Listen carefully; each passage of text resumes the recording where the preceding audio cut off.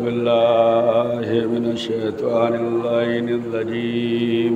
بسم الله الرحمن الرحيم. الحمد لله الذي نور قلوبنا بمحبة الحسين وجده وأبيه وأمه وأخيه وبنيه وشيعة آل محمد، والصلاة والسلام على أشرف الأنبياء والمرسلين حبیب الہ العالمین بالقاسم محمد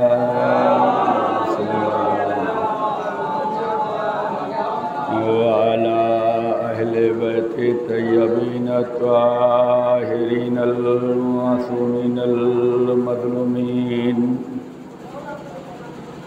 السلام علی الحسین وعلی علی ابن الحسین وعلی اولاد الحسین وعلی صحاب الحسین.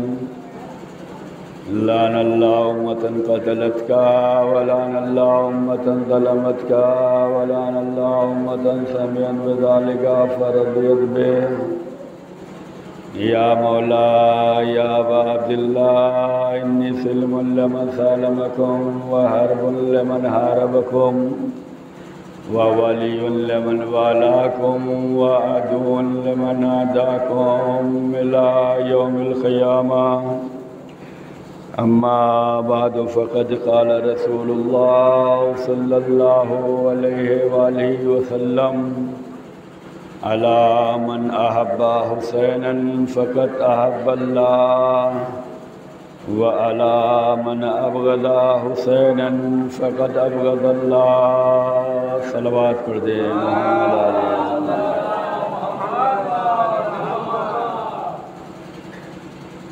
ارشاد سرور کائنات ہے کہ آگاہ ہو جاؤ اور جان لو کہ جو مولا حسین سے محبت کرتا ہے اللہ اس سے محبت کرتا ہے، اور یہ بھی جان لو کہ جو مولا حسین سے دشمنی رکھتا ہے اللہ اس سے دشمنی رکھتا ہے. یہ حدیث مبارکہ ہے، اس پر ہمیں ایمان رکھنا چاہیے،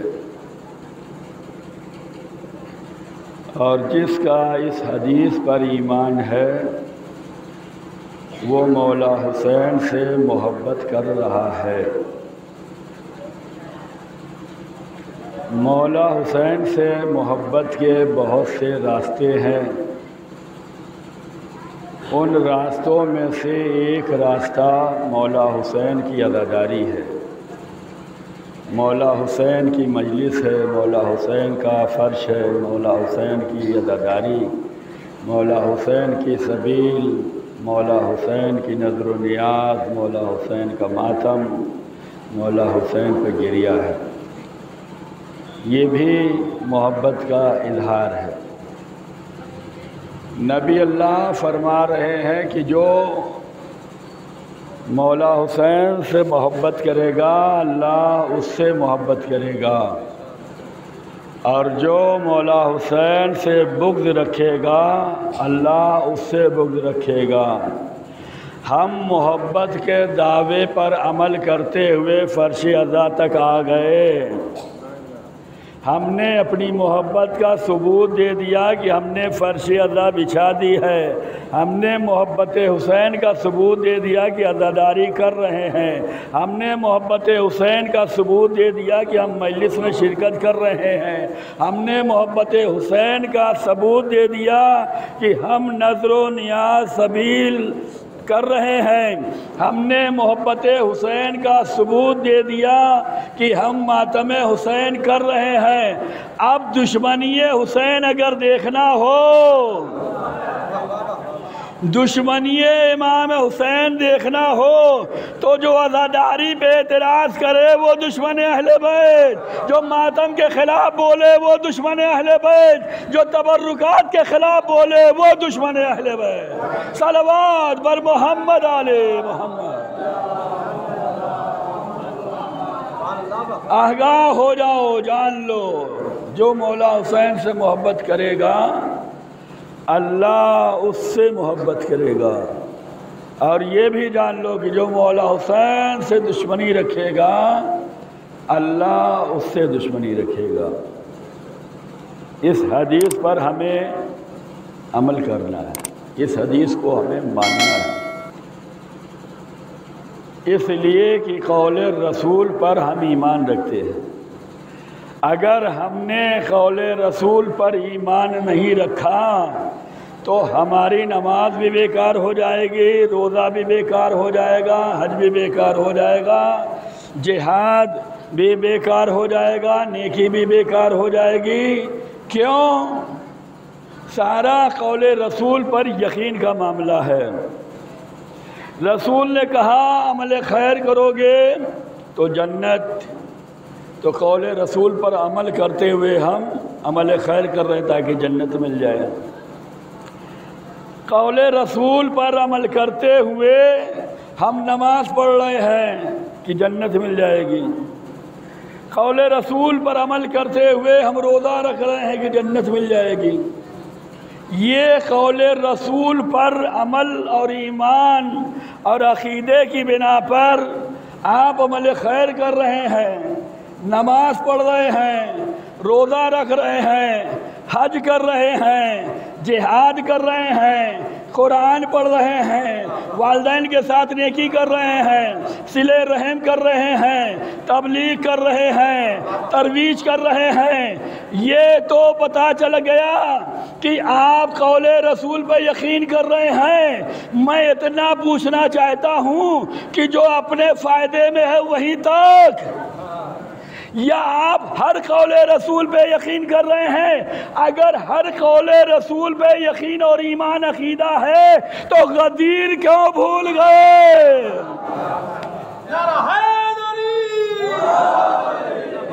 غدیر کیوں بھول گئے؟ یہ بھی تو قول رسول ہے۔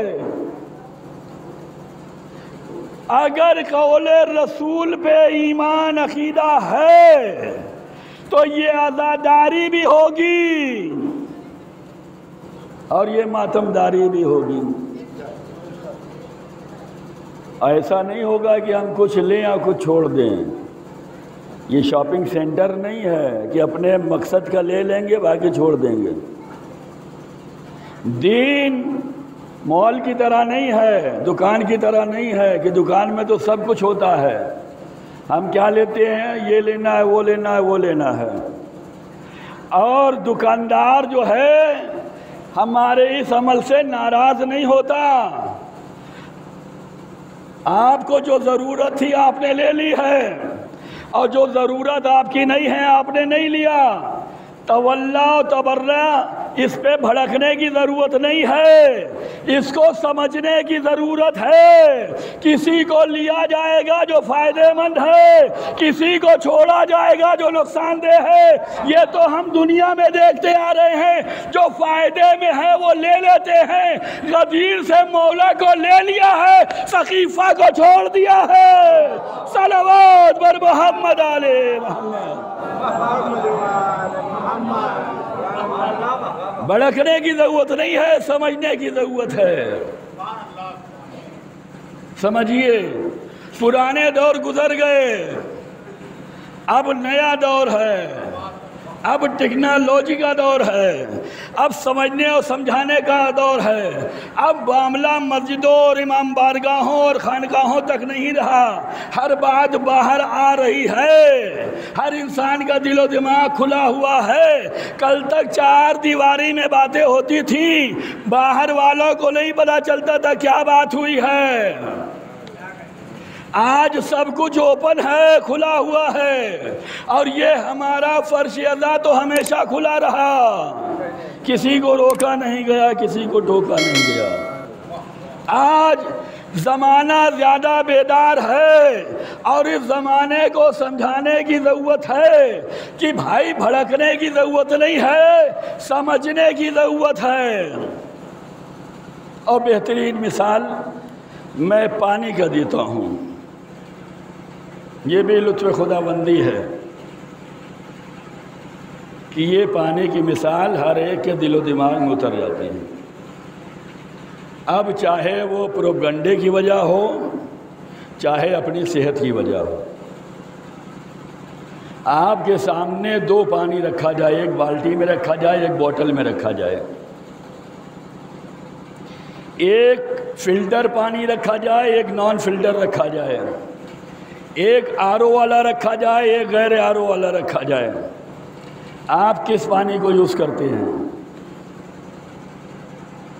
اب چاہے یہ فیشن کا دور ہو، چاہے ہم ڈرے اور سہمے ہوئے ہوں کہ یہی ہمارے لیے فائدہ مند ہے، چاہے جو ہو، یہ میں آپ پہ چھوڑ رہا ہوں، لیکن جب بھی ہمارے سامنے دو پانی رکھے جاتے ہیں تو ہم اس کو لیتے ہیں جو فلٹر والا ہوتا ہے، اور یہ سوچ کے لیتے ہیں یہ ہماری صحت کے لیے اچھا ہے، اور جو نان فلٹر ہے اسے ہم نہیں لیتے اور یہ سوچ کے نہیں لیتے کہ یہ ہماری صحت کے لیے نقصان دہ ہے۔ اب کسی سے الجھنے کی ضرورت نہیں ہے کہ ہم حلال کیوں کھاتے ہیں، وہ حرام کیوں کھاتے ہیں۔ جو ہمارے لیے فائدہ مند ہے شریعت نے اسے حلال قرار دیا ہے، جو ہمارے لیے نقصان دہ ہے شریعت نے اسے حرام قرار دیا ہے۔ جو ہمارے لیے فائدہ مند ہے اسے خدا نے ذبیحہ قرار دیا ہے، جو ہمارے لیے نقصان دہ ہے خدا نے اسے مردار قرار دیا ہے۔ یہ سمجھاؤ، یہ بتلاؤ۔ ہم پاک اور نجس کا کیوں خیال رکھتے ہیں؟ یہ اس لیے خیال رکھتے ہیں کہ پاک ہماری پاکیزگی میں اضافہ کرتی ہے، نجس چیزیں ہمیں نجاست میں گرا دیتی ہے۔ بات اگر یہاں تک اتر گئی ہے اور سماج کے دل و دماغ میں بھی یہ بات اتر جائے کہ اگر ہم فلٹر پانی یوز کریں تو کسی کو بھڑکنے کی ضرورت نہیں ہے کہ ہمارا یہ بالٹی بھرا ہوا پانی آپ نے استعمال نہیں کیا اور یہ بوتل کی پانی آپ لے کے آ گئے یہ پی رہے ہیں۔ بھائی اس میں بھڑکنے کی ضرورت نہیں ہے، اس میں سمجھنے کی ضرورت ہے۔ جو ہماری صحت کے لیے اچھا تھا وہ ہم نے لے لیا ہے، جو ہماری صحت کے لیے اچھا نہیں تھا اسے ہم نے چھوڑ دیا ہے۔ اچھے کو لے لینا تولا کہلاتا ہے، بروں کو چھوڑ دینا تبرہ کہلاتا ہے۔ ہم نے رسول اللہ کو لیا، یہ تولا ہے، دشمنان رسول کو چھوڑ دیا، یہ تبرہ ہے۔ ہم نے مولا علی کو لیا، یہ تولا ہے، دشمنان علی کو چھوڑ دیا، یہی تبرہ ہے۔ ایک صلوات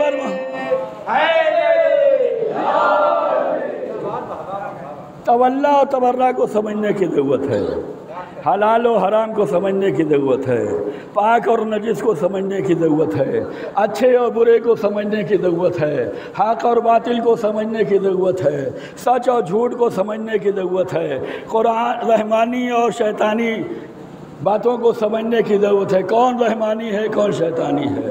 یہ سلسلہ آج کا کوئی نیا نہیں ہے، پرانا ہے۔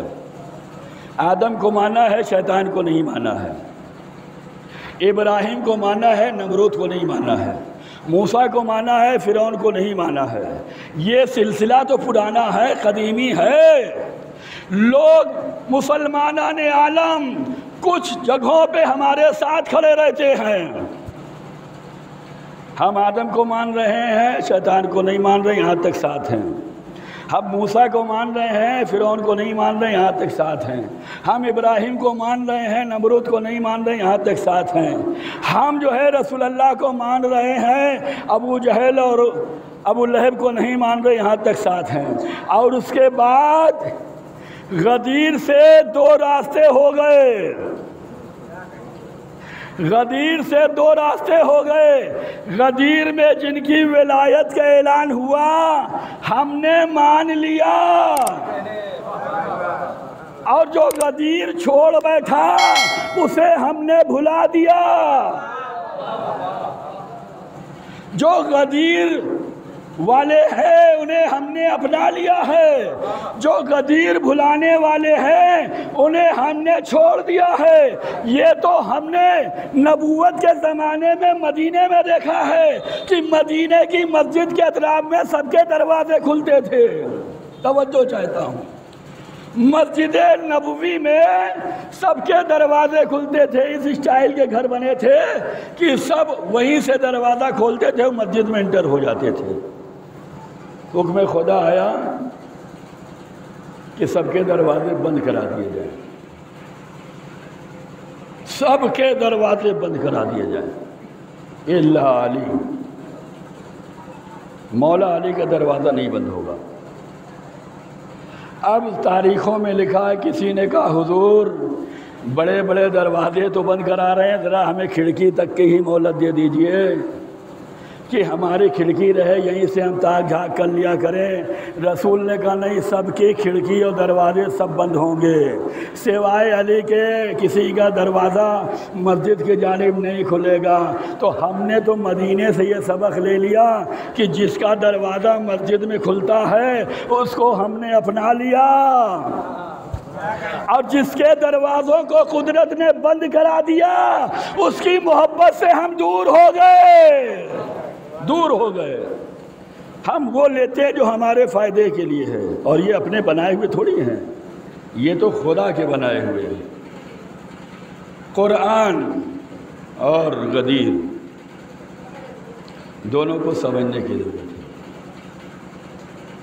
قرآن جو پڑھے گا، قرآن پہ جو ایمان رکھے گا، قرآن پہ جو عقیدہ رکھے گا، قرآن کو جو معجزہ مانے گا، قرآن کو جو آسمانی کتاب مانے گا، وہ قرآن سے سب کچھ لے گا، سارے احکام لے گا۔ اور جو قرآن کو آسمانی کتاب ہی نہیں مانتا، معجزہ ہی نہیں مانتا، اللہ کی کتاب ہی نہیں مانتا، ایمان ہی نہیں رکھتا، وہ کچھ نہیں لیتا۔ اور وہ جگہ جگہ قرآن کی شان میں نازیبا حرکت کرتا رہتا ہے۔ کتنے ملکوں میں قرآن کی بے حرمتی کی جاتی ہے، کیوں؟ وہ ایمان نہیں رکھتے، وہ یقین نہیں رکھتے، وہ قرآن پہ عقیدہ نہیں رکھتے، وہ قرآن کو نہیں سمجھتے، وہ قرآن کو اللہ کی کتاب نہیں مانتے۔ وہ مسلمانوں کو پریشان کرنے کے لیے کبھی کبھی قرآن کے ساتھ نازیبا حرکات کرتے ہیں، تاکہ اس کی وجہ سے مسلمانوں کا دل دکھے، مسلمان رنجیدہ ہوں، مسلمان تڑپیں، مسلمان چلائیں، مسلمان ہوش میں آئیں، مسلمان آواز بلند کریں، احتجاج کریں۔ ملکوں میں ہوتا ہے، سویڈن میں ابھی ہوا کہ قرآن کو جلانے کی پرمیشن جو ہے عدالت سے لی گئی، اور عدالت نے پرمیشن بھی دے دیا، اور اس نے جو ہے مسجد کے سامنے یہ نازیبا حرکت کی کہ قرآن کو جلایا۔ دنیا بھر کے مسلمانوں کو تکلیف پہنچی، اور دنیا بھر کے مسلمانوں نے اپنا احتجاج درج کرایا اور ان کے کا بائیکاٹ کیا، سماجی، معاشرتی، اور جس اعتبار سے جو ہو سکا اپنا ریکارڈ انہوں نے احتجاج درج کرایا۔ یہ قرآن کے ساتھ نازیبا حرکت کیوں ہوئی؟ کہا اس لیے کہ وہ اس پہ ایمان نہیں رکھتے، وہ اس کو کلام اللہ نہیں مانتے، وہ آسمانی کتاب نہیں مانتے، وہ کہ قرآن کو ہادی نہیں مانتے، وہ قرآن کو معجزہ نہیں مانتے۔ تو انہوں نے تکلیف دینے کے لیے یہ کام کیا، اور جو لوگ مانتے ہیں اسی سے اللہ کو بھی پہچانتے ہیں، اسی سے رسول کو بھی پہچانتے ہیں، اسی سے نماز بھی پڑھ رہے ہیں، اسی سے روزہ بھی رکھ رہے ہیں، اسی سے حج بھی کر رہے ہیں، ماننے پہ ہے۔ تو ایسے ہی جیسے قرآن ہے ایسے ہی غدیر ہے۔ غدیر جس نے مان لیا، اور غدیری تیور جس نے محسوس کر لیا کہ غدیری تیور یہ ہے کہ یا ایھا الرسول بلغ، پہنچاؤ، اے رسول پہنچاؤ، اور اگر نہیں پہنچایا تو ساری محنت بیکار ہو جائے گی۔ یہ ہے غدیری تیور کہ رسول اس کو پہنچا دو۔ یہ نماز کی طرح نہیں پہنچائی گئی غدیر، یہ روزے کی طرح نہیں پہنچائی گئی ہے غدیر، یہ حج کی طرح نہیں پہنچائی گئی ہے غدیر، یہ جہاد کے حکم کی طرح نہیں پہنچائی گئی ہے غدیر، یہ قرآن کے حکم کی طرح نہیں پہنچائی گئی ہے غدیر۔ اور یہ غدیر ہماری مجلسوں کی طرح بھی نہیں ہوئی ہے، ہمارے جلوس کی طرح بھی نہیں ہوئی ہے، ہماری جماعت کی طرح بھی نہیں ہوئی ہے۔ کیوں؟ مجلس 10-12 لوگوں میں شروع ہوتی ہے، تب وہاں سے نکلتے ہیں کہ چلیں، اور اس کے بعد فرش ادائے حسین پہ آتے ہیں۔ بعض شروعات میں آ جاتے ہیں، بعض سوچتے ہیں فضائل ہو جانے دو تب چلیں گے، بعض سوچتے ہیں مصائب پہ آ جانے دو تب چلیں گے، بعض سوچتے ہیں کہ بھائی ان کو اتر لینے دو پھر چلیں گے، بعض سوچتے ہیں ماتم ہو جانے دو پھر چلیں گے، بعض سوچتے ہیں زیارت ہو جائے اس کے بعد چلیں گے، اور بعض سوچتے ہیں جب تبرک ملے گا تب چلیں گے۔ تو یہ عزاداری کی طرح نہیں ہے غدیر کہ شروع ہو گیا، کوئی اب آ رہا ہے، کوئی تب آ رہا ہے، کوئی اپنی مرضی سے آ رہا ہے، کوئی اپنے خیال سے آ رہا ہے، کوئی اس وقت آ رہا ہے، کوئی اس وقت آ رہا ہے۔ اور جو یہاں بیٹھے ہوئے ہیں وہ جانیں گے کہ مولانا کس کے بلانے پہ منبر پہ آئے اور کس کے بلانے پہ نہیں آئے۔ جو یہاں بیٹھے ہیں وہ سمجھیں گے کہ مولانا کب بیٹھے ہیں کب نہیں بیٹھے، وہ جو یہاں ہیں وہ سمجھیں گے مولانا نے کیا بات کس اشارے میں کہی ہے۔ یہاں بیٹھنے والے بتا سکتے ہیں، باہر رہنے والے نہیں بتا سکتے۔ اندر رہنے والے کو اہل بیت کہتے ہیں، اندر رہنے والے کو اہل بیت کہتے ہیں، باہر رہنے والے کو صحابہ کہتے ہیں۔ صحابہ ہر بات نہیں بتا سکتے، اہل بیت ہر بات بتا سکتے ہیں۔ ایک صلوات بر محمد۔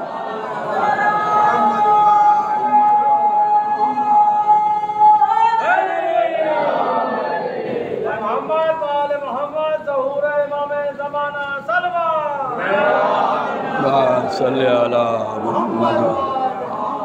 اہل بیت سب بتلائیں گے، یہ گھر والے ہیں۔ کون سی وحی آئی ہے یہ بتلائیں گے، جبریل کیا پیغام لائے ہیں یہ بتلائیں گے، لباس جنت کب آ رہا یہ بتلائیں گے، یہاں سے روٹی کب جا رہی ہے یہ بتلائیں گے، چکی کون چلا رہا ہے یہ بتلائیں گے، فقیر بن کے کون آیا ہے یہ بتلائیں گے، اسیر بن کے کون آیا ہے یہ بتلائیں گے، مسکین بن کے کون آیا ہے یہ بتلائیں گے۔ باہر والا کیا بتلائے گا؟ باہر والے تو انتظار میں رہیں گے یہ ستارہ ہمارے گھر میں گر جائے، لیکن ستارہ بھی خوب جانتا ہے کہاں گرنا ہے۔ تو غدیر پہنچاؤ، غدیر کی تبلیغ کرو، غدیری تیور۔ اگر غدیر نہیں پڑھی گئی، غدیر نہیں بتائی گئی، غدیر نہیں پہنچائی گئی تو یہ کچھ کام آنے والا نہیں ہے۔ غدیر ہماری نماز، روزے، حج، زکوٰۃ، مجلس، ماتم، جلوس کی طرح نہیں ہے کہ ہم آئے جماعت ہو رہی ہے، ایک رکعت چھوٹ گئی جوائنٹ کر لیا، ظہر چھوٹ گئی عصر میں جوائنٹ کر لیا، مغرب چھوٹ گئی عشاء میں جوائنٹ کر لیا، جماعت ختم ہو گئی بعد میں آ گئے۔ غدیر ایسے نہیں ہے۔ مقام غدیر پہ جب رسول پہنچے ہیں اور آیت آئی یا ایھا رسول بلغ، اے رسول آپ پہنچا دیجئے، آپ فوراً ہی رسول اللہ نے یہ نہیں کہا کہ جتنے ہمارے ساتھ ہو بس یہیں پہنچا دیں، نہیں کہا جو آگے رہ گئے ہیں ان کو بلایا جائے اور جو پیچھے رہ گئے ہیں ان کا انتظار کیا جائے، سارے یکجا ہو جائیں، اس کے بعد اعلان غدیر ہوگا تاکہ کسی کو یہ کہنے کا موقع نہ ملے ہمارے سامنے غدیر نہیں ہوئی ہے۔ کہاں آگے چلے گئے ہو تو آ جاؤ، پیچھے رہ گئے ہو تو انتظار کریں گے، اس کے بعد اعلان غدیر ہوگا۔ بلایا گئے، آؤ پلٹو، اتنی تیز نہیں بھاگنا ہے، پلٹو آئے، جو پیچھے رہ گئے تھے ان کا انتظار کیا گیا۔ جب سب آ گئے تو کچھ لوگوں کے پالان بھی اتروا لیے گئے، اونٹ کے اوپر جو رکھتے ہیں بیٹھنے کے لیے پالان، اس کو اتروا لیا۔ کیوں؟ یہ ہماری مجلس کی طرح نہ ہو، یہ ہماری نماز کی طرح نہ ہو، مسلمانوں کی نماز۔ سورہ جمعہ پڑھیں، قرآن میں ہر تذکرہ ہے، سمجھو۔ سورہ جمعہ کی آخری آیات میں ہے کہ بعض لوگ ایسے تھے کہ رسول اللہ نماز پڑھاتے تھے اور ادھر طبل بجا کہ کوئی کاروباری ٹور آ گیا فوراً بھاگ لیتے تھے نبی کو چھوڑ کے۔ حالت نماز میں مسلمان صحابی جو بھی کہہ لے نمازی، یہ نبی کو حالت نماز میں چھوڑ کر بھاگ لیتے تھے۔ کیوں؟ بزنس ڈیل ہمیں کرنا ہے، جو پہلے ڈیل کر لے گا وہی فائدے میں رہے گا۔ فائدے کے چکر میں لوگوں نے نبی کو حالت نماز میں چھوڑا ہے، جان کے چکر میں میدان چھوڑا ہے۔ ایک صلوات بر محمد علیہ۔ تو یہ نماز کی طرح غدیر نہیں تھی کہ بس ادھر رسول اللہ نے خطبہ شروع کیا، بھائی چلو ہم لوگ کو پہلے اگر پہنچنا ہے، نہیں، پورے مجمع کو روک کے رکھا گیا ہے اور کچھ لوگوں کے ناکوں سے پالان بھی اتروا لیا گیا ہے۔ یہاں جمع کر اسی کا ممبر بنائیں گے، آخر تک سب کو رہنا ہے، کوئی بھاگنے نہ پائے، کوئی جانے نہ پائے، کوئی کسی کا بہانہ نہیں چلنے والا ہے۔ ہمیں جلدی ہے، جانے دیجئے، ہم نے سن لیا، بس ہمیں اتنا ثواب مل گیا کہ ہم مجلس میں آ گئے، نہیں، پوری مجلس میں بیٹھنا ہے۔ اور جب سب اکٹھا ہو گئے میدان غدیر میں، تب رسول اللہ نے کئی طریقے استعمال کیے ہیں۔ کسی اینگل سے رسول اللہ نے غدیر کو ناکام نہیں ہونے دیا ہے، غدیر چھپانے نہیں دیا ہے۔ کوئی یہ نہ کہے کہ ہم بہرے تھے ہمیں سنائی نہیں دیا، کوئی یہ نہ کہے ہم اندھے تھے ہمیں دکھائی نہ دیا۔ علی کو رسول نے ممبر پہ اٹھایا، جو دیکھ نہیں سکتے تھے کہا من کنت مولا، جو سن نہیں سکتے تھے کہا فہذا علی مولا۔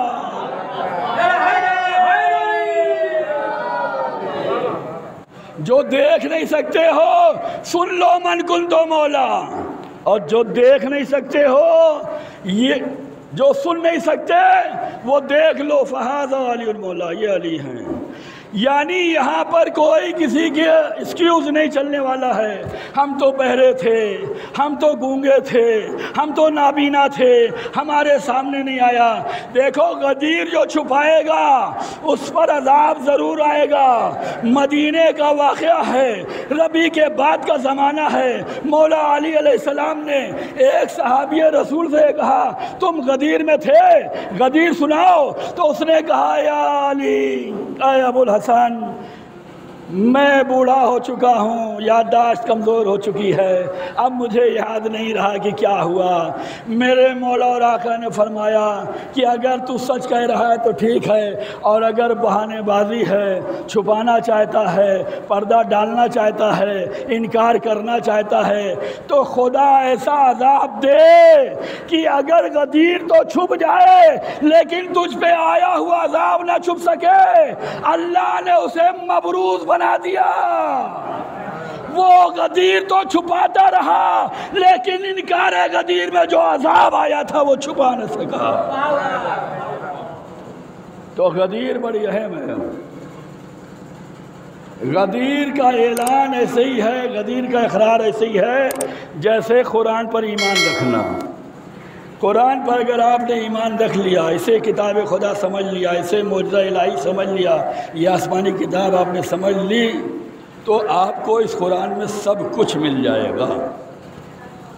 ایسے ہی غدیر ہے۔ اقرار غدیر کر لیا تو سب سے بڑی عید بھی غدیر ہوگی اور مولا امیر کی ولایت بھی ہوگی۔ غدیر چھپانے کا ایک کام یہ ہوا ہے کہ لوگوں کے منصوبے فیل ہوئے ہیں، جو یہ چاہ رہے تھے کہ ہم نبی کے ساتھ رہیں، نبی کے ساتھ اٹھے بیٹھے، لیکن ان کا مقصد یہ تھا کہ نبی کے بعد ساری حکومت ہم لے لیں گے۔ جن کی حکومت پامال ہوئی ہے وہ غدیر کو چھپا رہے ہیں۔ اگر غدیر انہوں نے اقرار کر لیا تو پھر خلیفہ اول، جانشین رسول، ولایت علی، وصایت علی، امامت علی ماننا پڑے گی۔ اس لیے انکار کر دیا۔ کیوں؟ ہمارے منصوبے ناکام ہو رہے ہیں۔ قرآن کا انکار کرنے والے کو کیا کہتے ہیں؟ قرآن کے ساتھ بے حرمتی کون کرتا ہے؟ قرآن کی شان میں گستاخی کون کرتا ہے؟ قرآن کے ساتھ بے ادبی کون کرتا ہے؟ وہی جو نہیں مانتے۔ عید غدیر جو جھٹلا رہے ہیں، جو انکار کر رہے ہیں، جو بہانے تلاش کر رہے ہیں، جو عید غدیر کے واقعات کو بدل رہے ہیں، جو آیت کی نزول کو بدل رہے ہیں، جو موقع اور محل کو بدل رہے ہیں، یہ وہ لوگ ہیں جو غدیر کو چھپانا چاہتے ہیں۔ غدیر چھپنے سے چھپے گی نہیں۔ اور رسول اللہ نے غدیر میں تولا بھی کیا ہے اور تبرہ بھی کیا ہے۔ تولا اور تبرہ، تولا کا مطلب ہے خدا، رسول اور اہل بیت سے محبت کا اظہار، اور تبرہ کا مطلب ہے خدا، رسول اور اہل بیت کے دشمنوں سے اظہار بیداری۔ تولا اور تبرہ کو سمجھنے کی ضرورت ہے، تولا اور تبرہ کے نام پہ بھڑکنے کی ضرورت نہیں ہے۔ رسول اللہ کے ساتھ جتنے رہتے تھے، کیا سب رسول اللہ کی بات کو غور سے سنتے تھے؟ یا سب کی سمجھ میں رسول کی بات آ جاتی تھی؟ اگر سب کی سمجھ میں رسول کی بات آ جاتی تو غدیر کبھی نہ بھلائی جاتی۔ اگر سب کو رسول کی بات سمجھ میں آ جاتی تو تولا و تبرہ کے خلاف کبھی آواز نہ بلند ہوتی کہ ان کے ہاں کیا جائیں، یہاں تو تبرہ ہوتا ہے۔ اپنے بنائے ہوئے کے عیبوں کو چھپانے کے لیے تبرے کے معیار کو تم نے بدل دیا ہے، ورنہ تبرہ یہ تھوڑی ہے۔ تبرہ تو یہ ہے خدا، رسول اور اہل بیت کے دشمنوں سے اظہار بیداری۔ رسول اللہ نے غدیر میں تولا بھی کیا ہے اور رسول اللہ نے غدیر میں تبرہ بھی کیا ہے، بس جس کی سمجھ میں آ گیا وہ آج بھی تولا کر رہا ہے، آج بھی تبرہ کر رہا ہے، اور جس کی سمجھ میں نہ آیا وہ آج بھی تولا و تبرہ کے نام پہ جو ہے فتنہ مچا رہا ہے۔ سمجھ میں ہی نہیں آیا۔ غدیر میں تولا بھی ہوا، تبرہ بھی ہوا۔ ہم نے جو مجلس کا خطبہ پڑھا ہے اس میں بھی تولا تبرہ ہے۔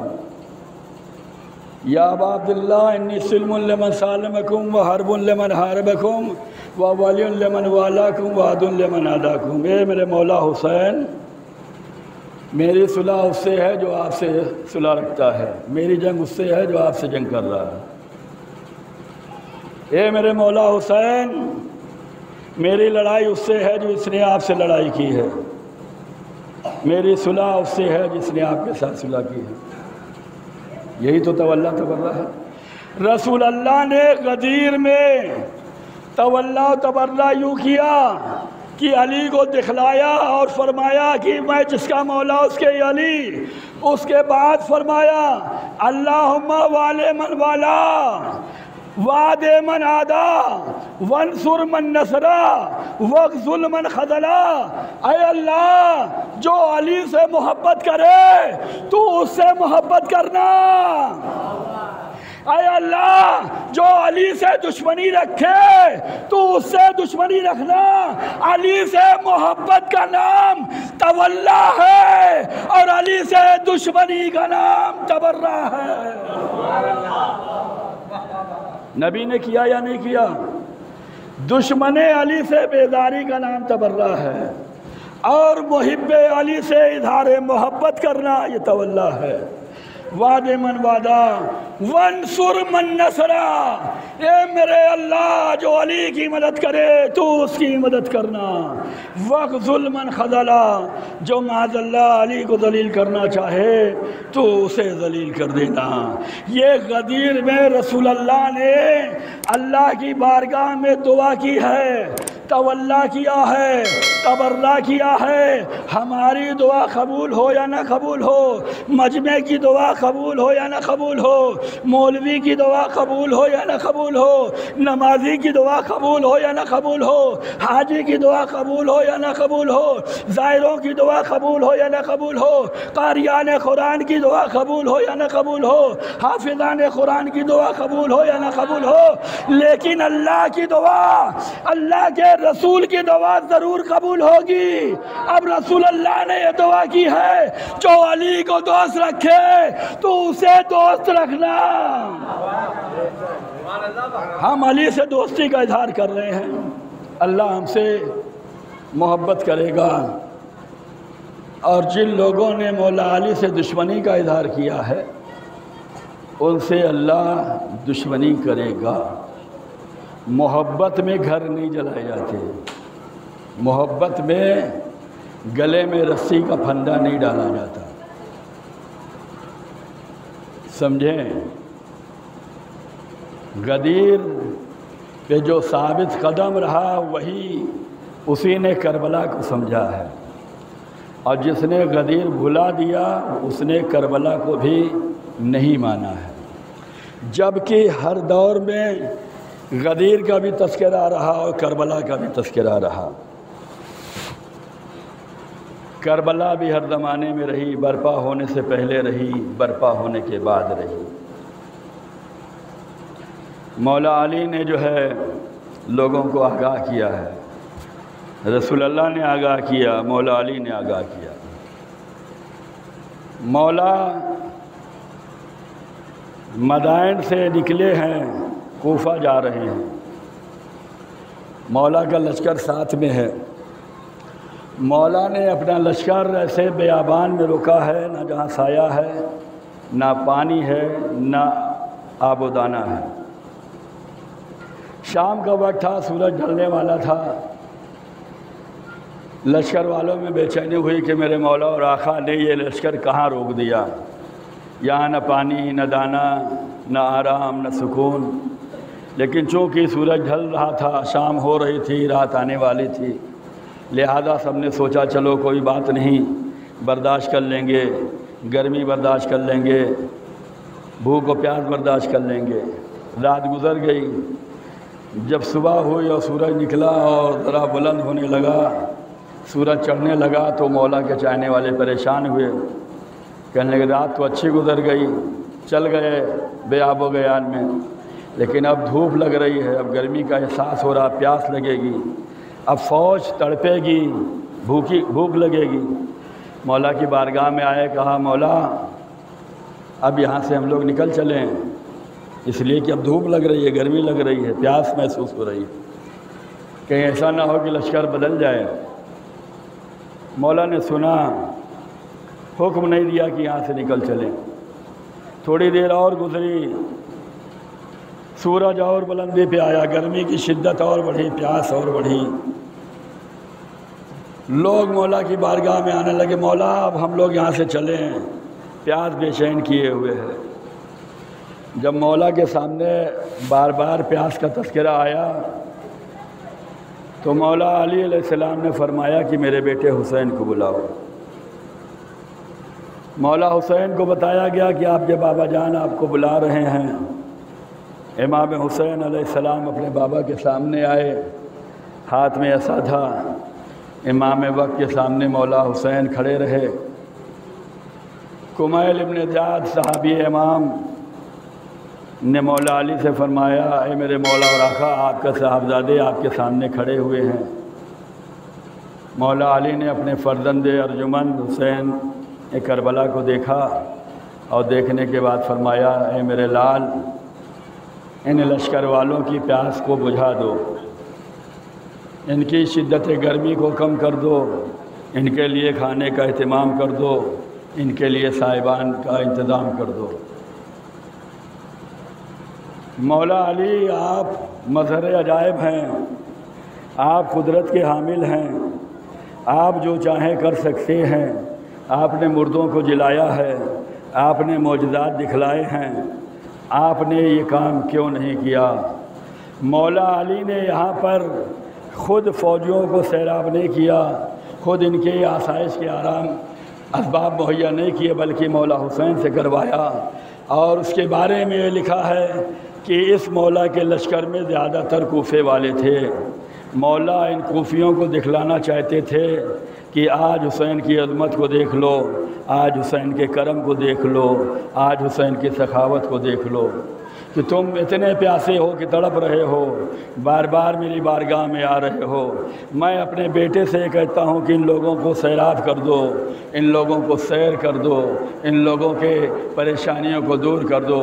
بس یہ سننا تھا کہ میرے مولا اور آقا امام حسین علیہ السلام جن کے ہاتھوں میں عصا تھا، انہوں نے وہ عصا سرزمین میں گاڑا، اور یہ سرزمین میں یہ نصب کرنا تھا کہ معجزاتی طور پر، قدرتی طور پر یہ پیڑ نمودار ہو گئے اور سایہ دار ہو گئے اور یہ پھلدار ہو گئے اور ہر طرف سے چشمے جاری ہو گئے۔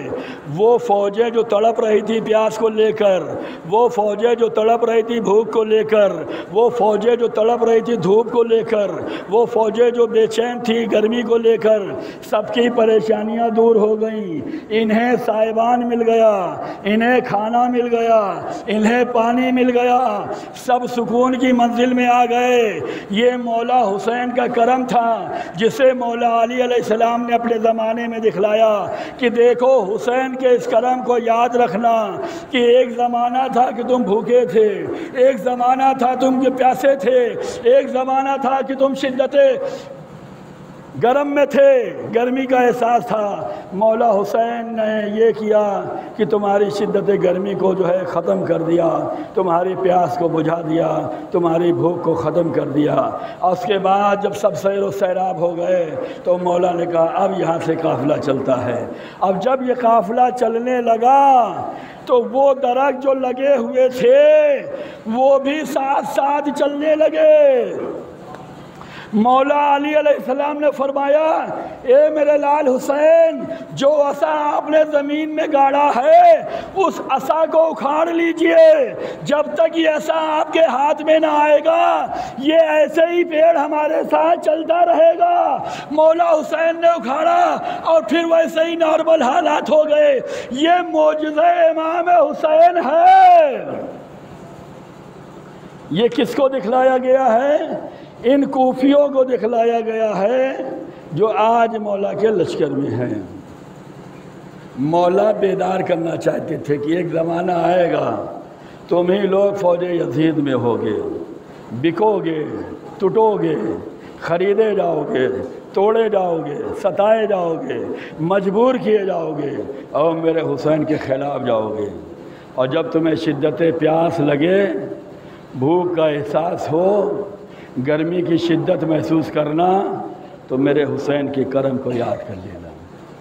لیکن معاملہ الٹا رہا۔ کربلا کے میدان میں حسین 3 روز کے بھوکے پیاسے رکھے گئے۔ فقط مولا حسین ہی بھوکے پیاسے نہیں رکھے گئے، ان کے اصحاب اور انصار بھی بھوکے رکھے گئے، ان کے بچے بھی بھوکے تھے، ان کے اہل حرم بھی بھوکے تھے، ان کے دوست احباب بھی بھوکے تھے، سب پیاسے تھے، سب پیاسے تھے۔ اکبر نے اپنی پیاس کا اظہار کیا ہے، جناب سکینہ نے بچوں کی پیاس کا اظہار کیا ہے، مولا حسین نے جناب علی اصغر کی پیاس کو لے کر فوج یزید سے سوال آب کیا ہے اور کہا کہ جس کا دل چاہے میرے اس 6 مہینے کے بچے کو پانی پلا دے، اور اگر یہ جانتے ہو، یہ سمجھتے ہو کہ میں اس بچے کے بہانے پانی پی لوں گا تو لو جلتی ہوئی زمین پہ حسین نے اصغر کو لٹا دیا تھا۔ حسین نے اکبر کی پیاس کا خیال رکھا، تسکین کی پیاس کا خیال رکھا، اور محمد کی پیاس کا خیال رکھا، علی اکبر کی پیاس کا خیال رکھا، مولا علی اصغر کی پیاس کا احساس تھا، مولا جناب سکینہ کی پیاس کا احساس تھا۔ لیکن مولا کتنے پیاسے تھے؟ مولا نے یہ نہیں فرمایا کہ جب پانی پینا تو میرے اکبر کی پیاس یاد کر لینا، مولا نے یہ نہیں فرمایا جب پیاسے رہنا تو میرے اصغر کی پیاس کو یاد کر لینا، نہیں، مولا نے فرمایا اے میرے شیعو، اے میرے چاہنے والوں، اے میرے محبت کا اظہار کرنے والوں، جب پانی پینا تو حسین کی پیاس کو یاد کر لینا کہ حسین کتنا پیاسا ہے۔ سب کی پیاس کا اظہار تو ہو گیا، لیکن میرے مولا کی پیاس کا اظہار کیسے ہو؟ حسین نے کہا اے میرے چاہنے والوں، جب پانی پینا تو مجھے یاد کر لینا، مجھے پیاسا مارا گیا، مجھے بھوکا مارا گیا۔ عزاداران حسین، یہی اصحاب و انصار و اطفال حسین کی پیاس تھی، یہی صدائے آلتش تھی کہ جس نے حر کو بے چین کر دیا۔ حر جو لشکر یزید میں تھا، حر جو عہدے پہ تھا، جو فوج کا کمانڈر تھا، جو بہترین سرمایہ رکھتا تھا، بہترین حکومت کر رہا تھا، جاہ و جلال تھا، سارے جاہ و جلال کو حر نے چھوڑ دیا پیاسے حسین کے لیے۔ دیکھیں، رومان سیدہ کی گفتگو کرنی ہے مجھے، اور مجھے یہ بتایا گیا ہے کہ مصائب تھوڑا زیادہ پڑھا جائے، لہذا میں آپ کو آمادہ کر رہا ہوں کہ آپ کا دل جو ہے وہ نرم ہو، آنکھیں اشکبار ہوں، اور حسین پہ ہونے والی مظلومیت کو یاد کریں، غم حسین میں آنسو بہائیں۔ رومال سیدہ کو میرے مولا اور آقا نے صرف حر کی پیشانی پہ باندھا ہے، باقی کسی کی پیشانی پہ نہیں باندھا۔ اے مولا، عباس جیسا شجاع، عباس جیسا وفادار بھی تو ہے، حبیب جیسا فقی بھی تو ہے، اکبر جیسا بیٹا بھی تو ہے، لیکن کسی کی پیشانی میں رومال سیدہ نہیں بندھا۔ ماں کا دیا ہوا قیمتی رومال ہے۔ 11 ہجری میں جناب سیدہ کی رحلت ہے، 61 ہجری میں کربلا ہے۔ 50 سال سے ماں کی امانت کو بچائے ہوئے میرے مولا حسین، جسے رومال سیدہ کہتے ہیں، اس کو آج مولا کربلا کے میدان میں حر کی پیشانی پہ باندھ رہے ہیں۔ اے میرے مولا، کچھ تو وضاحت ہو جائے کہ یہ رومال سیدہ جو اتنا قیمتی ہے، یہ حر کی پیشانی پہ کیوں؟ کہ دیکھو، عہدہ چھوڑ کے آ رہا ہے، حکومت چھوڑ کے آ رہا ہے، جاہ و جلال چھوڑ کے آ رہا ہے، اپنی نوکری چھوڑ کے آ رہا ہے، آرام چھوڑ کے آ رہا ہے، لشکری کی سرداری چھوڑ کے آ رہا ہے، جو اتنی قربانی دے کر مجھ حسین کی نصرت کرے، وہ اس لائق ہے کہ اس کی پیشانی پہ رومال سیدہ باندھا جائے۔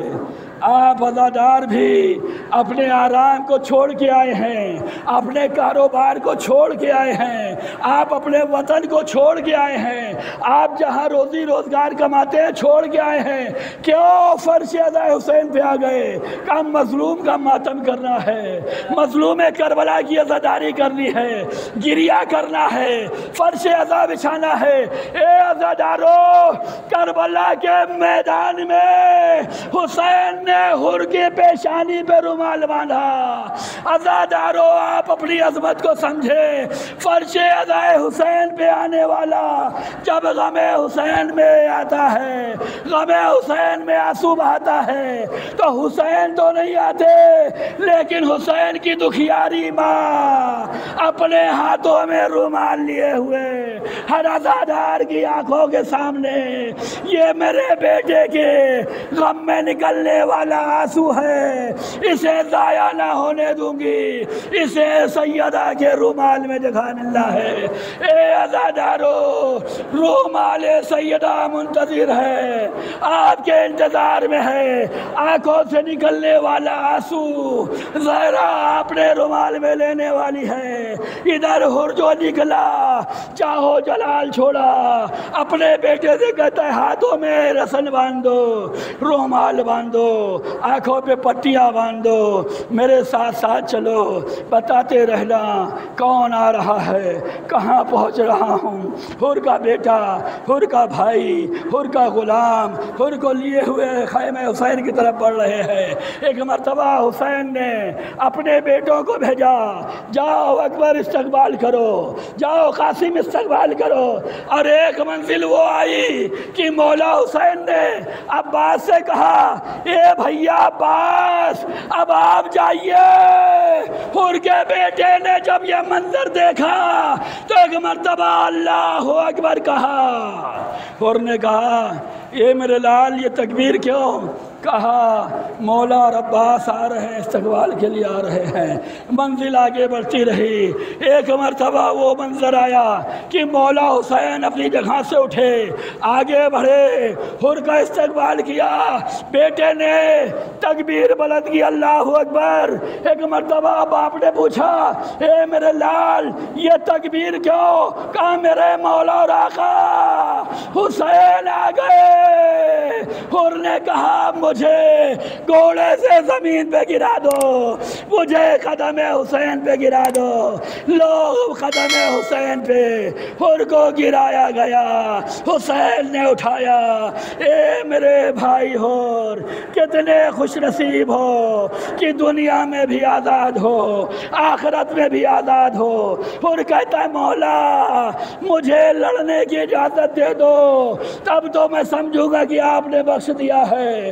اے مولا مجھے رن میں جانے کی رضا دے دو، تب تو میں سمجھوں گا کہ آپ نے اجازت دے دی ہے، مجھے معاف کر دیا۔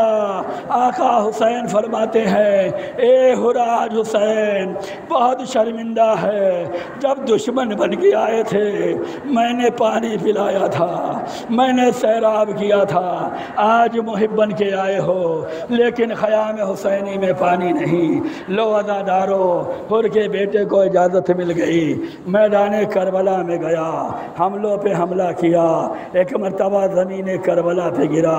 حر اپنے بیٹے کے لاشے کے پاس پہنچنا چاہتے تھے کہ اس نے دیکھا کہ حر کو پہنچنے سے پہلے حسین پہنچ گئے۔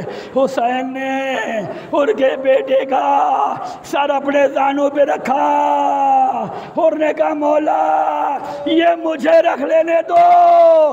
مولا نے کہا کہیں کوئی باپ اپنے جوان بیٹے کا سر رکھتا ہے؟ اے میرا حسین، علی اکبر کا سر آپ رکھیں گے، علی اصغر کا گلا آپ دیکھیں گے، عباس کے شانے آپ اٹھائیں گے، امتحان پہ امتحان آپ کا ہوگا۔ الا لعنت اللہ علی القوم الکافرین وسیعلم الذین ظلموا ای منقلب ینقلبون۔ پروردگار ہمارے اس مختصر سے اعمال کو قبول فرما، ہم سب کے گناہوں کو معاف فرما، ہم سب کی خدمتوں کو قبول فرما، بہترین سے بہترین عزاداری مظلوم کربلا برپا کرنے کی توفیق عنایت فرما۔ پروردگار مل جل کر عزاداری حسین کرنے کی توفیق عنایت فرما۔ جہاں جہاں عزاداری مظلوم کربلا برپا ہو رہی ہے پروردگار سب کی جان مال عزت آبرو کی حفاظت فرما، ان کے روزی روزگار میں برکت عنایت فرما، ان سب کے دلوں میں اہل بیت کی محبت کو ثابت قدم فرما۔ پروردگار وارث خون حسین امام زمان علیہ السلام کے ظہور میں تعجیل فرما، ہم سب کو امام کے خادم و ناصروں میں شمار فرما۔ ربنا تقبل منا انک انت السمیع العلیم۔